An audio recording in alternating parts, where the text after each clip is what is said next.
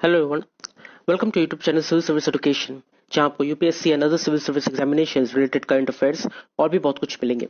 आज का हमारा टॉपिक है current affairs of 1 April 2021। Video के आखिर में एक मोटिवेशनल कोट भी दिया गया है, जब जरूर देखें, जो आपके फ्यूचर को ब्राइट और गोल्स को अचीव करने में हेल्प करेगी। पहला point, eight 4:57 India reports highest toll due to COVID-19 in 2021.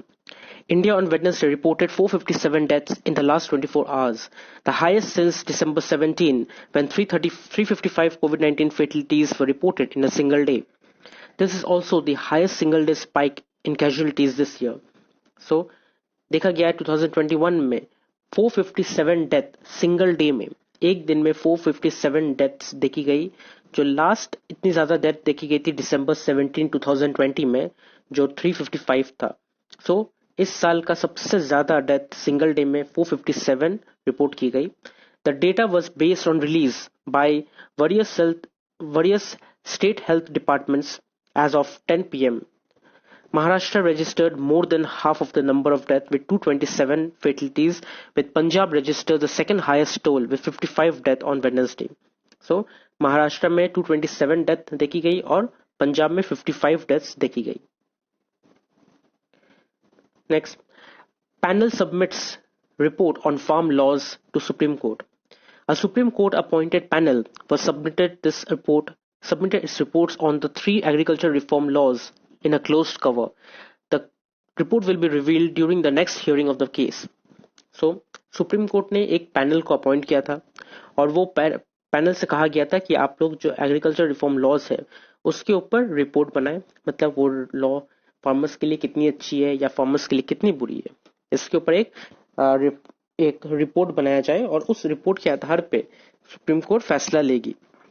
सो वो पैनल ने वो रिपोर्ट तैयार कर दिया और तैयार करके एक क्लोज कवर में सुप्रीम कोर्ट को पेश कर दिया, लेकिन उसको रिवील किया जाएगा जब नेक्स्ट हियरिंग होगा ये केस का, तब ये रिपोर्ट को रिवील किया जाएगा।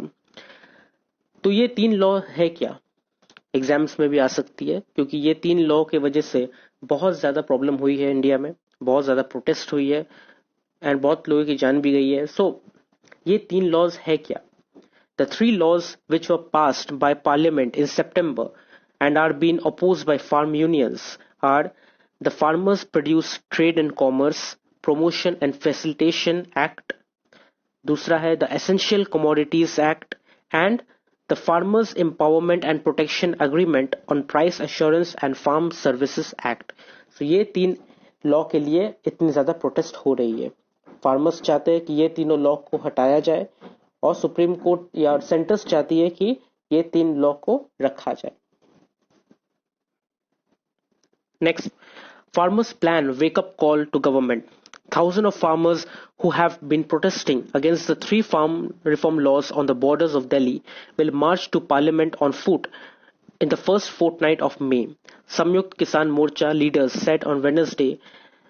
They also plan to block the Western Peripheral Expressway surrounding Delhi for 24 hours on April 10th and 11th as a wake-up call to government. So, संयुक्त किसान मोर्चा ने ये फैसला किया है कि हम लोग पार्लियामेंट तक ऑन फुट मार्च करेंगे दिल्ली बॉर्डर से, और जो वेस्टर्न पेरिफेरल एक्सप्रेसवे है दिल्ली में वो 24 आवर्स तक हम लोग ब्लॉक कर देंगे। ये एक वेकअप कॉल होगा गवर्नमेंट के लिए। गवर्नमेंट को लगता है कि फार्मर्स लोग सो गई है, फार्मर्स लोग ये प्रोटेस्ट करना भूल चुका है, सो उनको फिर से जगाने के लिए फार्मर्स लोग ये प्रोटेस्ट फिर से जारी करेंगे। Next, keep vaccine wastage below 1%. The health ministry on Wednesday told the states and union territories that there was no value in conserving vaccine for the second dose and directed that prompt supply should be ensured to all government and private hospitals where there were demand. So, बहुत ज्यादा vaccine को रख दिया जा रहा था second dose देने के लिए, लेकिन हेल्थ मिनिस्ट्री का कहना है कि आप लोग सेकेंड डोज देने के लिए जो वैक्सीन है उसको प्रिजर्व करके मत रखिए, जितनी वैक्सीन हो सकती है उसको आप डिस्ट्रीब्यूट करें, प्राइवेट हॉस्पिटल्स में भेजे, गवर्नमेंट हॉस्पिटल्स में भेजे, जहां पे उसका डिमांड ज्यादा है भेजे। जिसको फर्स्ट डोज लगेगी उनको फर्स्ट डोज दिया जाएगा, सेकेंड डोज के लिए नई वैक्सीन बन जाएगी, लेकिन फिलहाल जो है उसको डिस्ट्रीब्यूट किया जाए, उसको बाहर किया जाए, क्योंकि वो अगर एक्सपायर्ड हो गया तो फिर वो वेस्ट हो जाएगा. In a statement, the Health Ministry said states and union territories have been instructed to maintain vaccine wastage at less than 1%. Present national wastage percentage had been 6%. अभी 6% वैक्सीन वेस्ट हो रही है. तो हेल्थ मिनिस्टर का कहना है कि wastage को 1% के बिलो रखने का. Regular review Regularly review wastage across all levels to minimize the same and ensure timely utilization of available stocks to avoid expiry of vaccine without usage. So regularly vaccine का जो wastage है उसको review करते रहना, और इससे क्या होगा, इससे जो वैक्सीन है वो टाइमली यूटिलाइज किया जाएगा. एक्सपायर होने से पहले, विदाउट आप यूज नहीं कर रहे और रखे रखे वो एक्सपायर हो जा रहा है, तो ये तो वेस्टेज हुआ ना. तो ऐसा ना हो, इसलिए ये रिव्यू किया जा रहा है और जितनी हो सके उतनी डिस्ट्रीब्यूट की जा रही है ताकि लोगों को वैक्सीनेट किया जाए. Next, Covaccine supply to Brazil hits a roadblock. Supplies of Bharat Biotech's Covaccine to Brazil have run into trouble with Brazil's health regulatory agency Anvisa deciding on Tuesday not to clear Covaccine for use at present. So, India ने Covaxin send किया Brazil को, उनको gift किया, उनको supply send की, लेकिन वहां का जो हेल्थ रेगुलेटरी है एनविसा, उन्होंने इस पर रोक लगा दी और कहा कि भारत बायोटेक का जो कोवैक्सीन है ये फिलहाल प्रेजेंटली यूज करने लायक नहीं है. In a statement protesting the decision, Covaxin's Brazilian import partner Precisa Medicamentos said it would appeal the Anvisa decision, which diplomatic sources said was more than bureaucratic process and not pertaining to the quality of the vaccine. So Anvisa का कहना है कि quality सही नहीं है, इसलिए हम लोग इसे प्रेजेंटली यूज नहीं कर सकते. लेकिन जो ब्राजीलियन इंपोर्ट पार्टनर है कोवैक्सीन का, प्रेसिका मेडिकामेंटोस, उनका ये कहना है कि एनविसा का जो डिसीजन है, वो जो कह रहे हैं कि क्वालिटी अच्छा नहीं है, ये बेकार है. उनका जो मेन प्रोसेस है वो एक ब्यूरोक्रेटिक प्रोसेस है. मतलब अगर देखा जाए तो वो लोग सिर्फ एक इशू क्रिएट करने के लिए ये कह रही है, बल्कि क्वालिटी का कोई भी वहां पे इशू नहीं है. तो इसको लेके वहां पे आवाज उठाई जाएगी, ये डिसीजन के ऊपर अपील किया जाएगा. Next, Pakistan allows import of cotton and sugar from India, partially reversing a 2-year deal decision to suspend all trade with India. Pakistan announced on Monday that it would allow the import of cotton and sugar from across the border. So, Pakistan ने 2-year ban लगा दी गई थी, India के साथ कोई भी trade नहीं किया जाएगा. लेकिन अब वो डिसीजन को चेंज कर दिया गया है और पाकिस्तान ने कॉटन और शुगर का इंपोर्ट इंडिया से इंपोर्ट करने का ऑर्डर दे दिया है, अलाउ कर दिया है.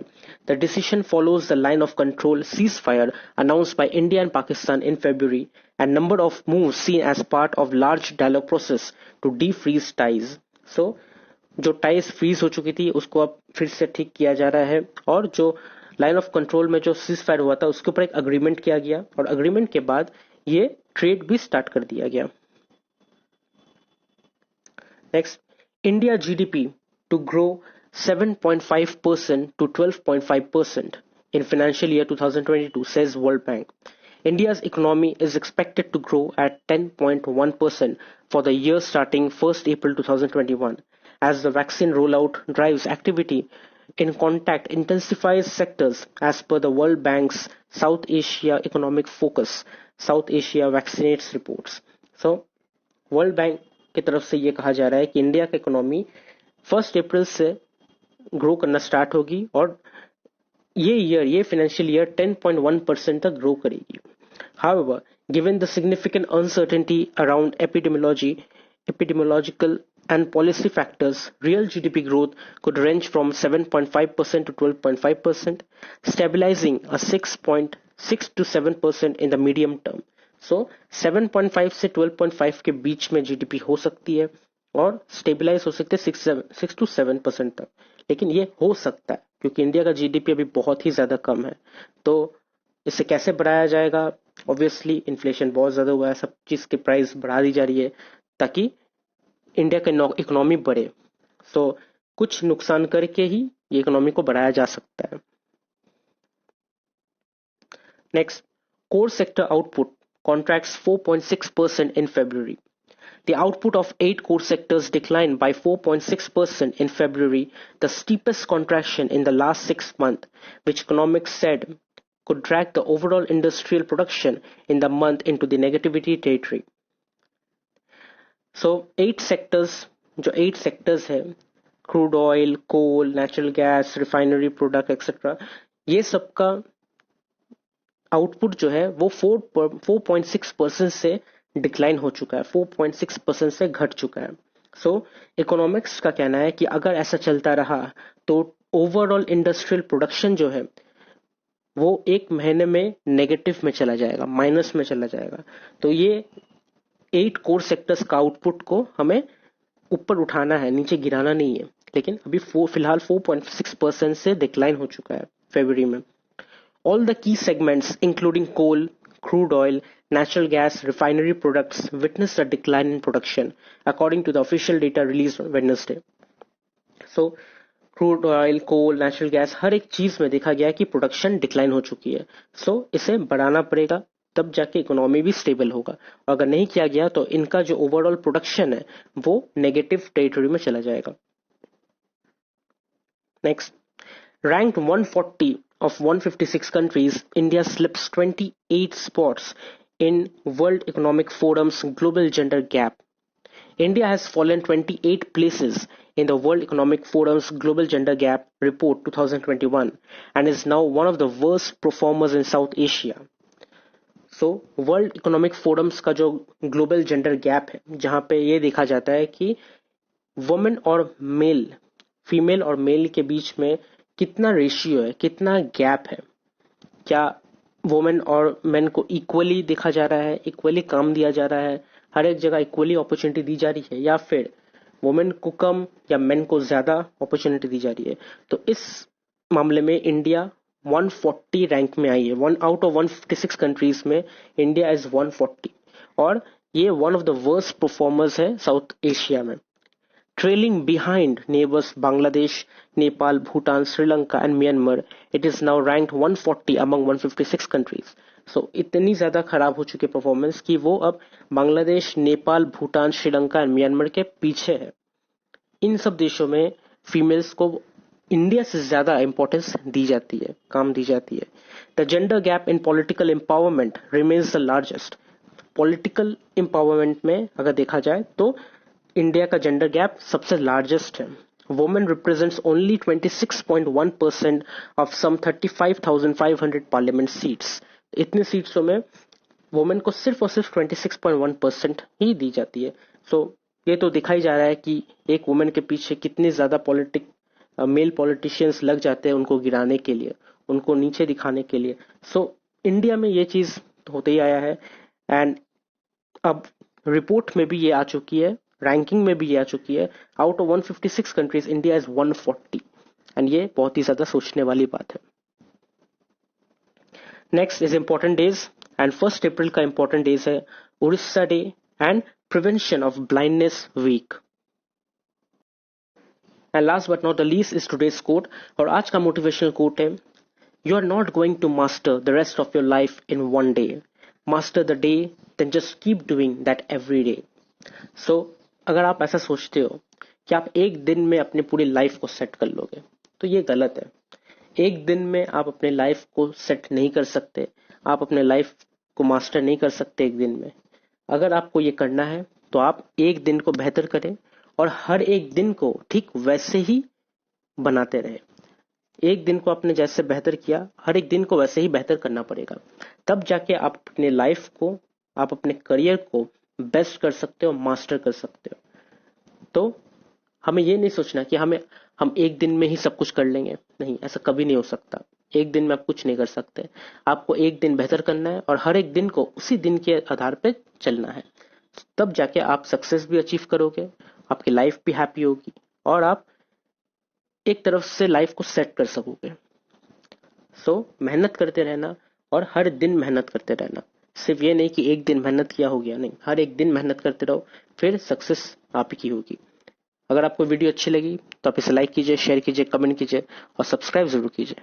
Thank you.